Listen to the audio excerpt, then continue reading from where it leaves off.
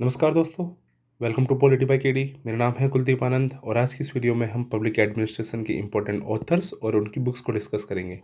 चलिए शुरू करते हैं। हमारे फर्स्ट ऑथर हैं वुड्रो विल्सन, जिनकी book the study of administration 1887 में पब्लिश हुई और पब्लिक एडमिनिस्ट्रेशन को एज अ एकेडमिक डिसिप्लिन में पहली बार वुड्रो विल्सन ही लेकर आए। और वुड्रो विल्सन ने पॉलिटिक्स और एडमिनिस्ट्रेशन को डाइकोट किया, अर्थात दोनों को द्विविभाजित किया। एडमिनिस्ट्रेशन अलग होगा और पॉलिटिक्स का काम अलग होगा, इसीलिए इनको फादर ऑफ पब्लिक एडमिनिस्ट्रेशन भी कहा जाता है। नेक्स्ट थिंकर फ्रैंक जॉनसन गुडनव, इनकी book politics and administration A study in government 1900 में ये बुक पब्लिश हुई थी। इन्होंने पॉलिटिक्स और एडमिनिस्ट्रेशन को और ज़्यादा यानी कि फर्दर डाइकोट किया, जिसमें इन्होंने कहा कि पॉलिटिक्स का काम होगा केवल पॉलिसी मेकिंग का और एडमिनिस्ट्रेशन का काम होगा उसी पॉलिसी को एग्जीक्यूट करने का। नेक्स्ट थिंकर फ्रेडरिक टेलर, इनकी book the principle of scientific management 1911 में ये बुक पब्लिश हुई थी। इन्होंने साइंटिफिक मैनेजमेंट थ्योरी दी थी और इन्होंने कहा था ऑर्गेनाइजेशन प्रोसेस के अंदर यदि आपको सिस्टमेटिक इफिशिएंसी चाहिए और ऑप्टिमाइजेशन चाहिए तो आपको साइंटिफिक मैनेजमेंट थ्योरी को अप्लाई करना पड़ेगा। नेक्स्ट थिंकर रॉबर्ट मिचल, इनकी book political parties a sociological study of the oligarchical tendency of modern democracy 1911 में ये बुक पब्लिश हुई थी। इन्होंने आयरन लॉ ऑफ ओलिगार्की का कॉन्सेप्ट दिया था और इन्होंने कहा कि ऑर्गेनाइजेशन के अंदर कुछ लोगों का समूह यानी कि छोटे लोगों का समूह यानी कि लोगों की कम संख्या वाला समूह जो है वो कंस्ट्रक्टेड हो जाता है और सारी पावर को वो अपने पास में कंसंट्रेट कर लेता है, जिसको इन्होंने आयरन लॉ ऑफ ओलिगार्की कहा। नेक्स्ट थिंकर हेनरी फ्यूल, इनकी book journal and industrial management 1916 में ये बुक पब्लिश हुई। इन्होंने 14 प्रिंसिपल ऑफ मैनेजमेंट दिए, जिसमें division of labour, authority and responsibility, discipline, unity of command, unity of direction, subordination of individual interest, remuneration, degree of centralisation, scalar chain, order, equity, stability of tenure personal, initiative and esprit de corps ये शामिल थे। और इन्होंने कहा कि administration जो है वो यूनिवर्सल है, यानी कि इसका जो प्रोसेस होगा वो यूनिवर्सल होगा, अर्थात सभी एडमिनिस्ट्रेशन के अंदर जो प्रोसेस होगा वो यूनिवर्सल फॉर्म में होगा। नेक्स्ट थिंकर मैक्स वेबर, इनकी बुक है इकोनॉमी एंड सोसाइटी 1922 के अंदर ये पब्लिश हुई। इन्होंने bureaucracy, legal rational authority and hierarchical structure जैसे कॉन्सेप्ट दिए। एल.डी. वाइट, इनकी बुक है introduction to the study of public administration 1926 में ये पब्लिश हुई। इन्होंने ये फर्स्ट बुक लिखी थी 1926 के अंदर।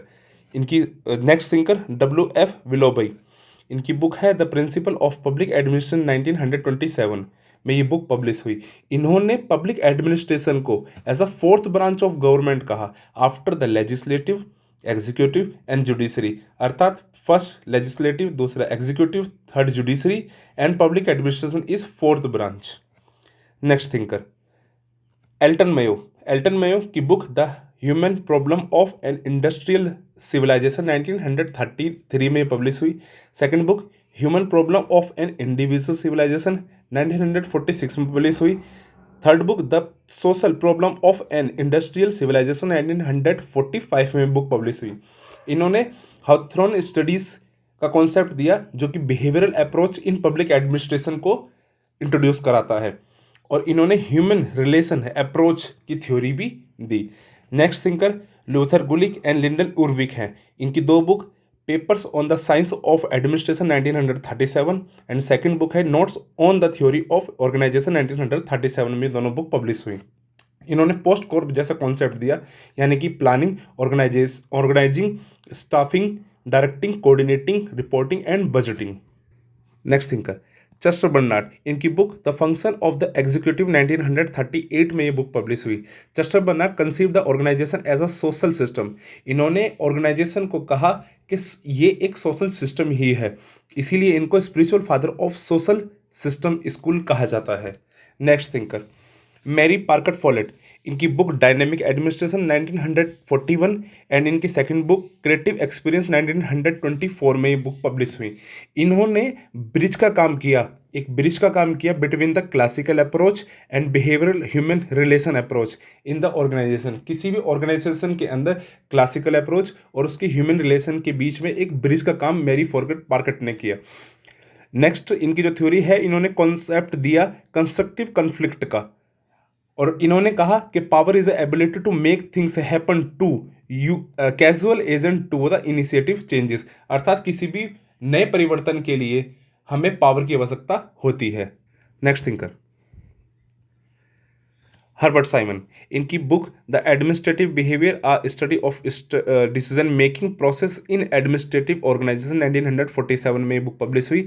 सेकंड बुक है इनकी पब्लिक एडमिनिस्ट्रेशन 1950 में पब्लिश हुई। इनकी थर्ड बुक है ऑर्गेनाइजेशन 1958 में ये बुक पब्लिश हुई। इनको कहा जाता है फर्स्ट डिसीजन थ्योरिस्ट, क्योंकि इन्होंने डिसीजन मेकिंग की थ्योरी दी थी बिटवीन द ऑर्गेनाइजेशन, और इन्होंने कहा कि ऑर्गेनाइजेशन के अंदर एक अल्टरनेटिव फोर्सेस होता है between the optimum rational choice के द्वारा। और इन्होंने 3 फेसेस दिए, include the intelligence phase, design phase and choice phase, और इन्होंने कॉन्सेप्ट दिया एडमिनिस्ट्रेटिव मैन का।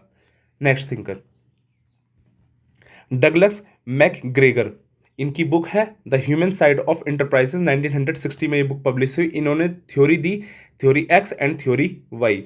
नेक्स्ट थिंकर ड्वाइट वॉल्डो, इनकी book the administrative state 1948 and इनकी सेकंड बुक है ideas and issue in the public administration 1970।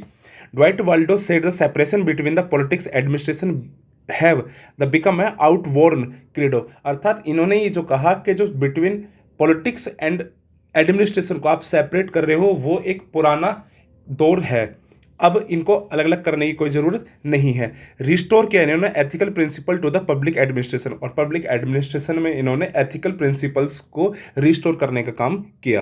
Next thinker Frank Marini, इनकी book toward a new public administration the Minnowbrook perspective 1971, इन्होंने managerialism और administrative philosophy जैसे concept दिए।